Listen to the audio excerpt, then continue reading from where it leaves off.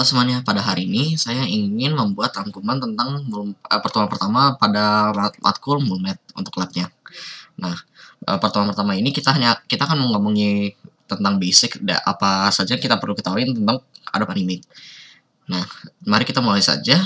Pertama-tama yang akan saya bicarakan adalah tool-tool yang akan sering kita pakai saat menggunakan Adobe Animate.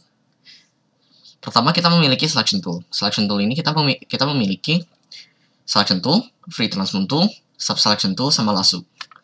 Nah, yang akan paling sering kita pakai di antara ini 4, kemungkinan besar adalah Selection Tool dan Free Transform. Nah, untuk menjelaskan lebih lanjut apa saja yang bisa mereka lakukan, mari kita praktekkan saja. Pertama, untuk mendemonstrasikan, coba saya gambar sebuah lingkaran. Nah, dengan Selection Tool, kita bisa memilih bagian dari objek yang telah kita pilih, seperti ini, dan kemudian menggerakkannya. Nah, tapi selain bisa menggerakkan seluruh objek, Selection Tool juga sebenarnya bisa menggerakkan sebagian dari objeknya doang. Misalnya kalau saya pilih begini, objek dapat digerakkan hanya sebagian.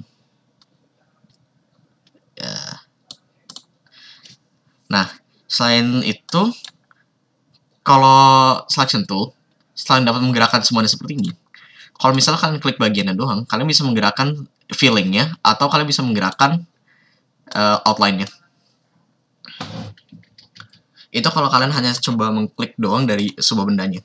Kalau kalian ingin memilih semuanya, seluruh benda sekaligus, kalian bisa antara di blok seperti ini, atau kalian bisa double klik seperti ini.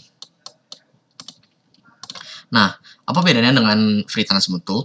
Free Transform Tool itu, kalau misalnya kalian melakukan selection seperti ini, kalian akan melihat bahwa ada sebuah kotak di sini dengan beberapa kotak layar kecil ini. Nah, fungsi ini tuh untuk resize seperti ini.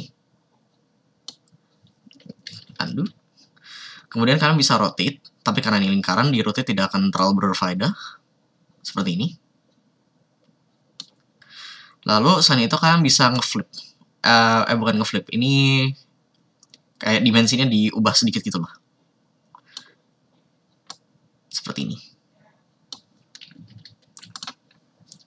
Oke, nah saya akan membahas sedikit tentang kedua sisa dari Selection Tool yang kita punya.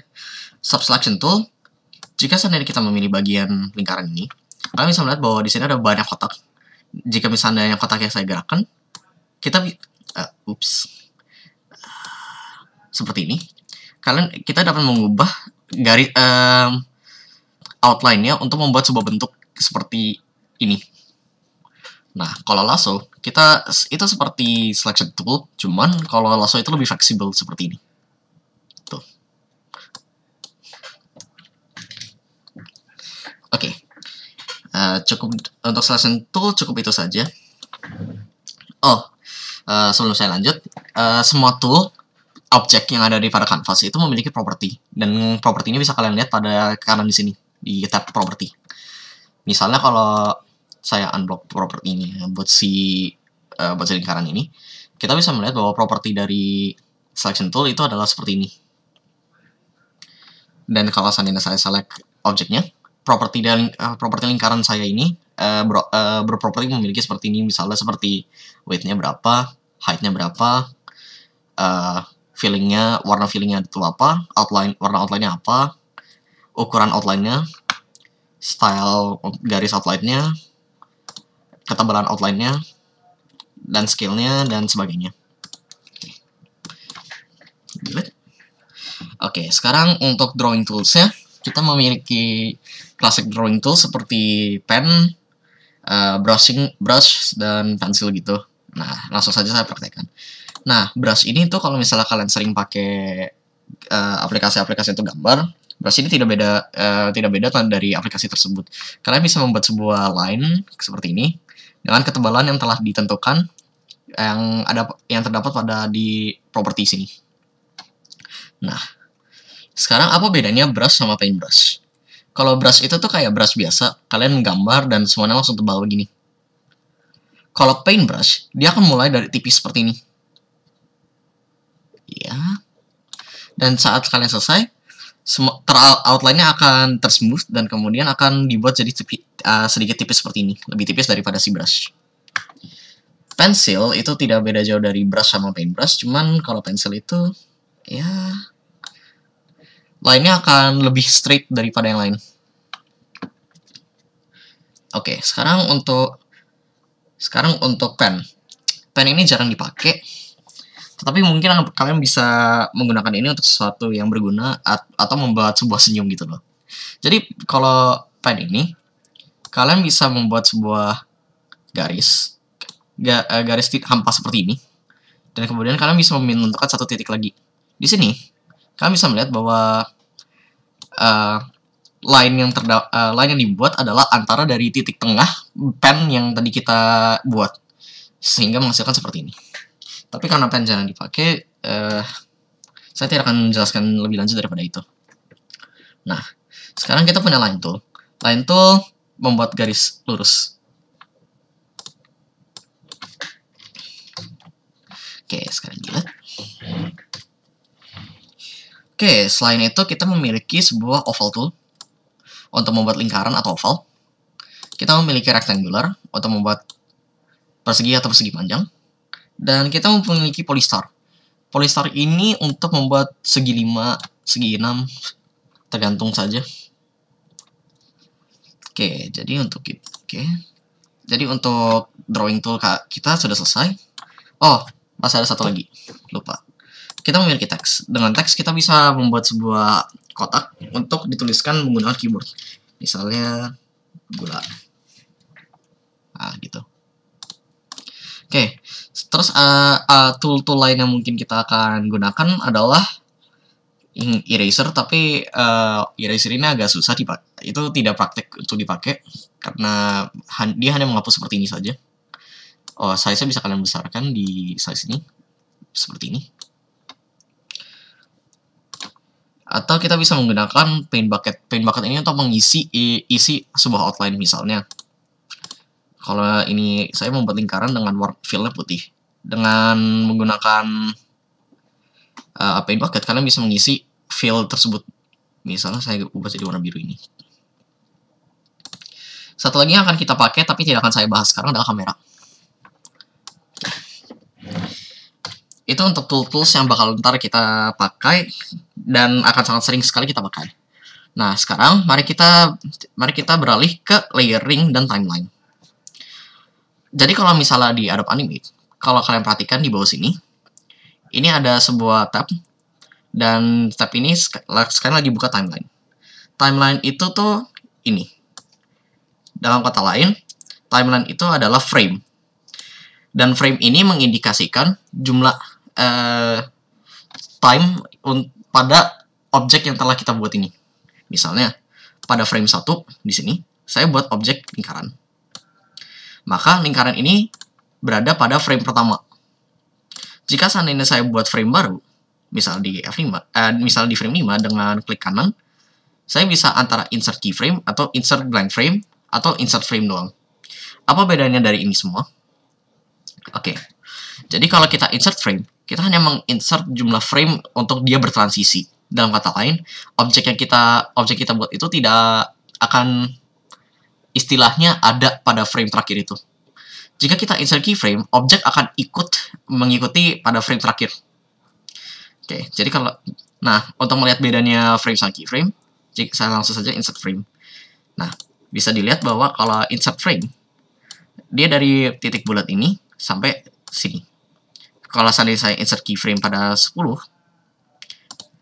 kalian bisa melihat bahwa 10 ini dia akan bertitik juga. Itu bedanya frame sama keyframe. Oke. Nah, sekarang untuk layer, kita memiliki layer di sini.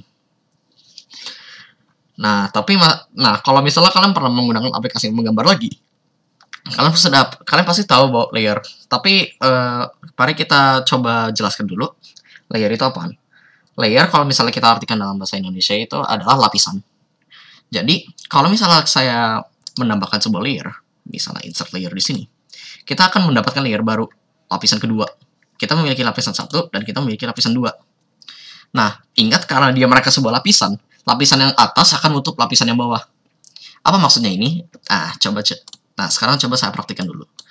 Untuk praktek apa yang membedakan layer 1 dengan layer 2, saya akan mengambil sebuah gambar yang terdapat pada library saya. Bentar. Misalnya gambar seperti ini. Bentar, saya resize dulu. Oh ya, kalau misalnya kalian kalau misalnya kalian ingin resize sesuatu, kalian menggunakan seperti katakan free transfer tool. Seperti ini. Susah juga ya.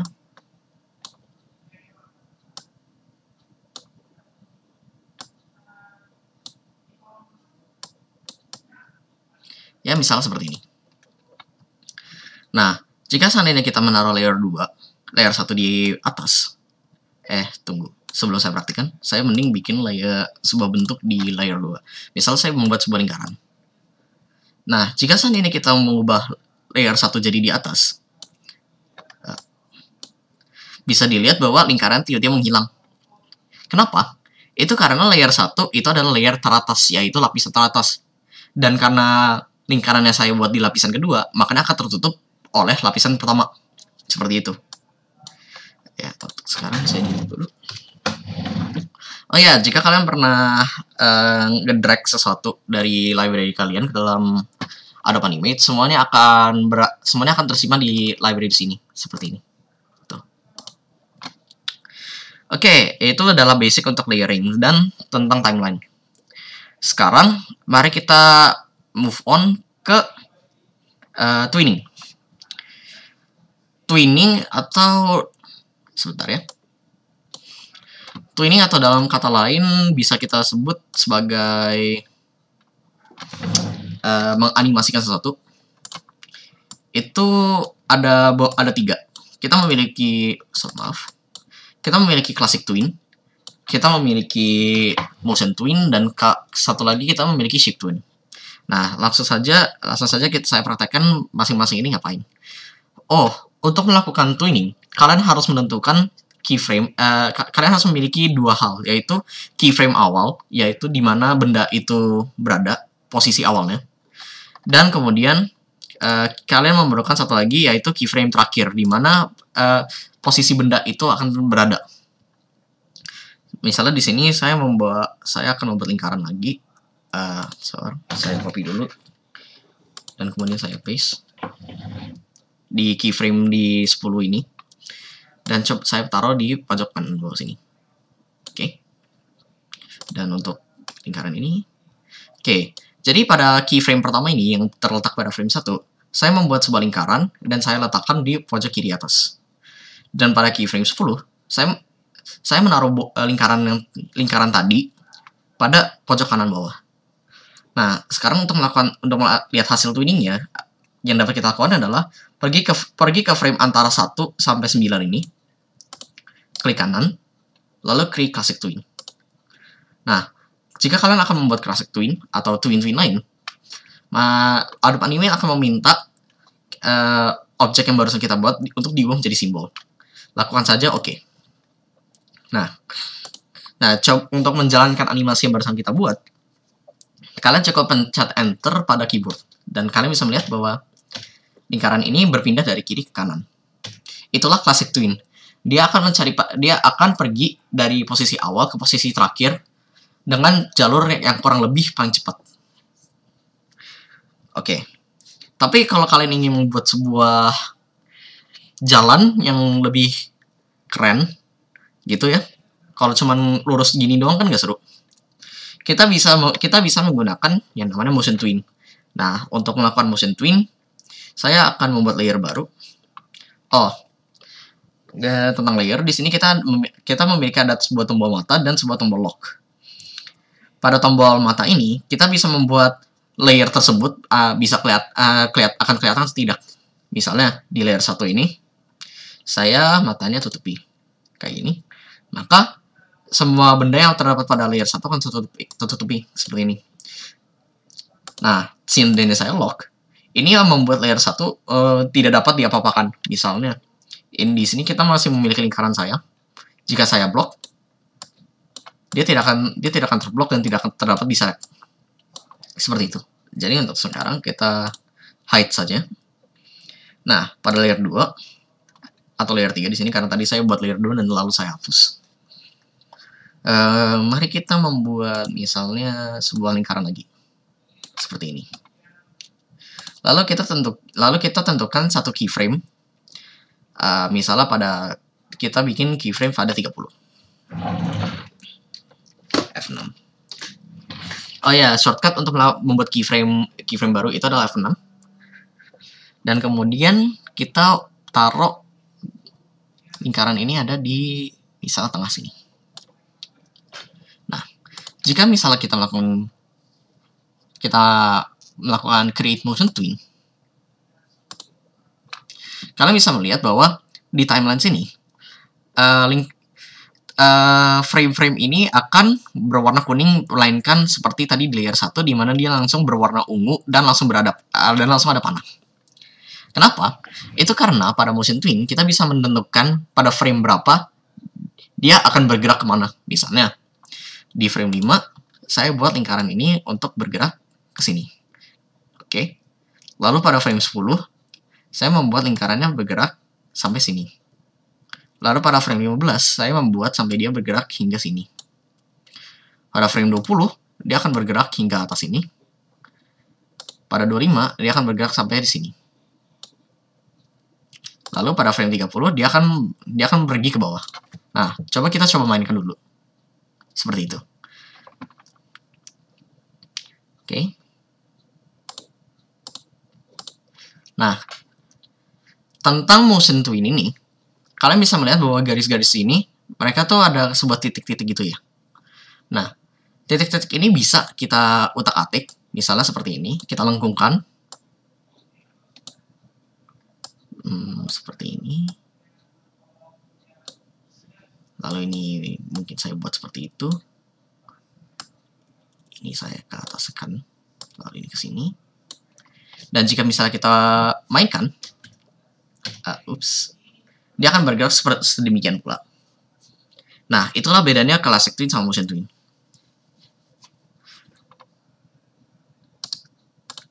Oke, sekarang classic twin sudah, motion twin sudah, berarti kita tinggal shape twin. Oke, mari saya akan membuat layer baru untuk melakukan shape twin.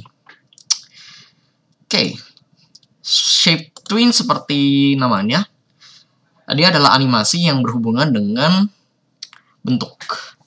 Jadi, misalnya kita ingin membuat dari lingkaran berubah menjadi kotak.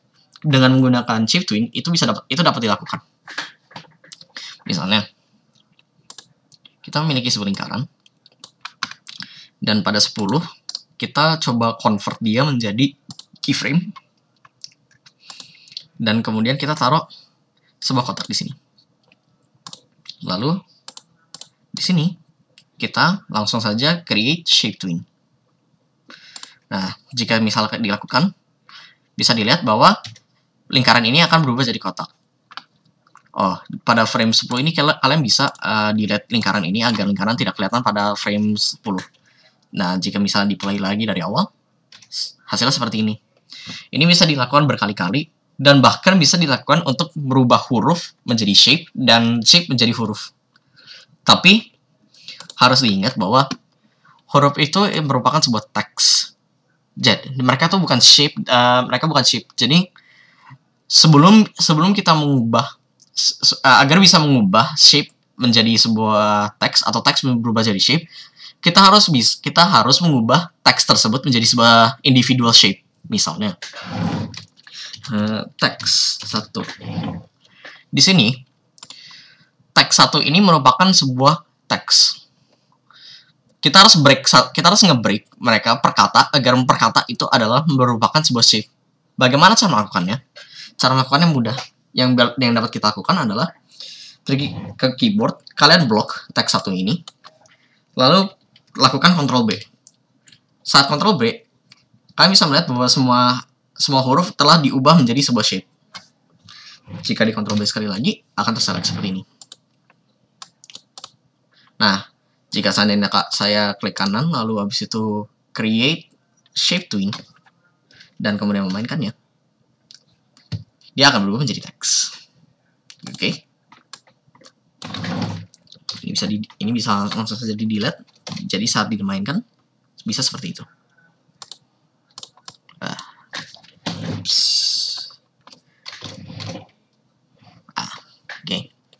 Oke, untuk twinning dan simbol itu kurang lebih sudah selesai. Jadi untuk recap, twinning ada 3, classic twin, motion twin, sama shape twin. Untuk classic twin, dia akan bergerak secara lurus dari posisi awal ke posisi terakhir. Untuk motion twin, kalian bisa menentukan arah tiap shape itu bergerak kemana per frame. Lalu untuk shape twin, kalian bisa mengubah sebuah objek yang awalnya berbentuk lingkaran ke kotak atau ke teks, atau dari teks bisa berubah ke bentuk-bentuk lain seperti lingkaran dan kotak. Tapi hal perlu diingat, jika ingin melakukan shape twin pada twinning, kalian harus mengingat untuk nge-break teks yang telah kalian buat menggunakan Ctrl B, dan Ctrl B dilakukan secara 2 kali untuk memastikan. Lalu kemudian untuk recap lagi, simbol adalah objek yang akan kita pakai pada Adobe Animate yang telah terconvert agar dapat dianimasikan.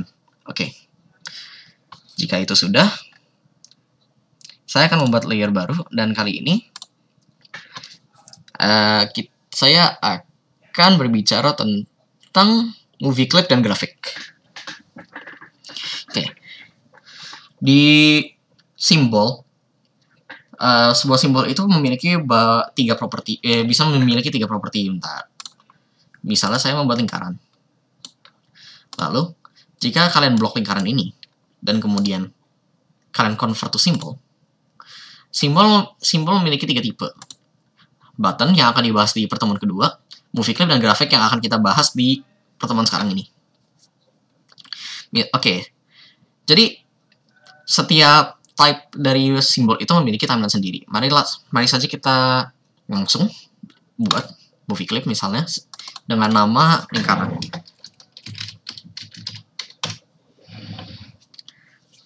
Lalu kita akan membuat simbol lagi, kali ini persegi. Lalu kita convert ke simbol. Yang ini kita ubah jadi grafik. Misalnya saya namakan grafik biar saya lebih gampang ingat. Oke. Nah, jika kalian pergi ke library kalian, bisa kalian lihat bahwa kedua simbol ini sekarang terdapat di library kalian, dan pada grafik bisa dilihat simbolnya seperti ini, dan untuk simbol untuk movie clip, maaf, di library simbolnya seperti ini. Oke. Seperti yang saya katakan, pada simbol itu memiliki timeline sendiri. Bagaimana cara mengakses timeline-nya? Yang perlu kalian lakukan adalah untuk cukup mendouble klik objek tersebut. Jika kalian lihat di atas ini, saya akan memasuki scene 1 pada simbol lingkaran timeline-nya. Dan jika kalian di timeline, semua layer saya hilang kecuali layer pertama, karena kita sudah memasuki timeline untuk simbol yang berbentuk movie clip ini, yaitu si lingkaran. Nah, apa yang membedakan movie clip dengan grafik? Mungkin kalau dijelaskan agak susah. Jadi, ada baiknya jika saya langsung mempraktekkan saja. Misalnya, saya membuat sebuah keyframe. Saya akan membuat 4 keyframe baru di sini. Dan tiap keyframe ini saya akan membuat objek akan berubah warna seperti ini. Jangan deh. Habis itu satu lagi. Kita nggak usah ada warna. Oke. Nah, jika misalnya kalian perhatikan, tadi kan saya telah menginsert keyframe. Jadi seharusnya jika saya melakukan enter, lingkaran ini berubah warna kan? Tapi jika kalian lihat, lingkaran tidak akan berubah warna. Kenapa? Karena saya memainkannya pada universal timeline kita. Dan jika diingat, yang tadi saya tambahkan itu terdapat pada timeline si lingkaran doang. Makanya jika saya pencet enter di sini, dia tidak akan berubah warna. Karena pada universal timeline kita, dia tidak terjadi apa-apa. Nah, sekarang untuk grafik. Misalnya saya lakukan hal yang sama pada persegi panjang ini, F6, F6, F6. Dan saya ubah warnanya menjadi warna-warni ini misalnya merah. Terus ini hijau. Lalu ini putih. Ya, putih. Tidak ada warna.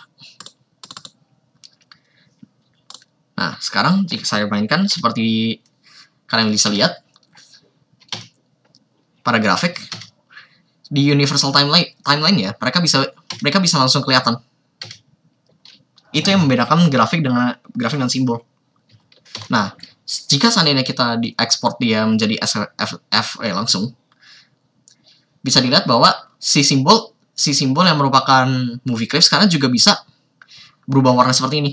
Maaf untuk siapapun yang memiliki epilepsi. Itulah yang membedakan movie clip dengan grafik. Jadi untuk merecap movie clip dan grafik.